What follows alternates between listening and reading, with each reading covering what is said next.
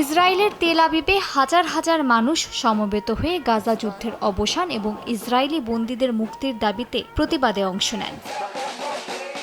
বিক্ষোভকারীরা ইসরায়েলি সরকারের বিরুদ্ধে কঠোর সমালোচনা করে বন্দীদের ছবি ও ব্যানার হাতে ধরে রাস্তায় নেমে ফ্রিডম টু প্যালেস্টাইন ও bring home the hostages slogan দেন। সমাবেশে শিক্ষার্থী, পরিবার এবং রাজনৈতিক সংগঠনের সদস্যরা মিলিত হন। পুলিশ ও বিক্ষোভকারীদের মধ্যে উত্তেজনা ও সংঘর্ষও দেখা দেয়। প্রতিবাদকারীরা রাস্তায় বসে আন্দোলন চালানোর পাশাপাশি কিছু এলাকায় ব্যারিকেড তৈরি করে। বিক্ষোভে উপস্থিত আন্দোলনকারীরা আন্তর্জাতিক সম্প্রদায়ের কাছে আবেদন জানায় যাতে তারা ইসরায়েলের হামলার বিরুদ্ধে দৃষ্টান্তমূলক পদক্ষেপ নেয়।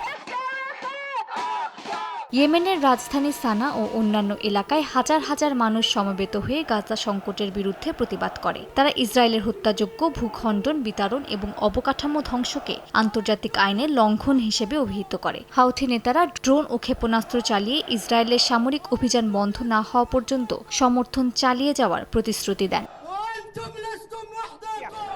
গ্রিসের অ্যাথেন্সে শত শত মানুষ পার্লামেন্ট ভবনের বাইরে সমবেত হয়ে ইসরায়েলের হামলার প্রতিবাদ জানায়। তারা ফ্রিডম টু প্যালেস্টাইন স্লোগান দেয়, ফিলিস্তিনের পতাকা এবং নো টু জেনোসাইড লেখা ব্যানার ধারণ করে। শিক্ষার্থীরা গাজার স্কুলে ধ্বংসযজ্ঞের ঘটনায় তাদের সহমর্মিতা প্রকাশ করে।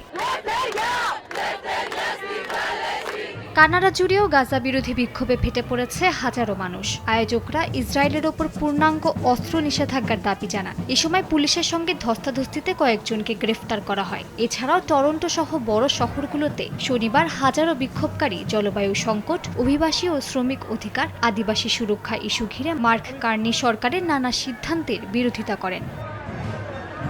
এদিকে নেদারল্যান্ডসের হেগ শহরে হাজার হাজার মানুষ সমবেত হয়ে অভিবাসন নীতির কঠোর করার দাবিতে বিক্ষোভ করেন।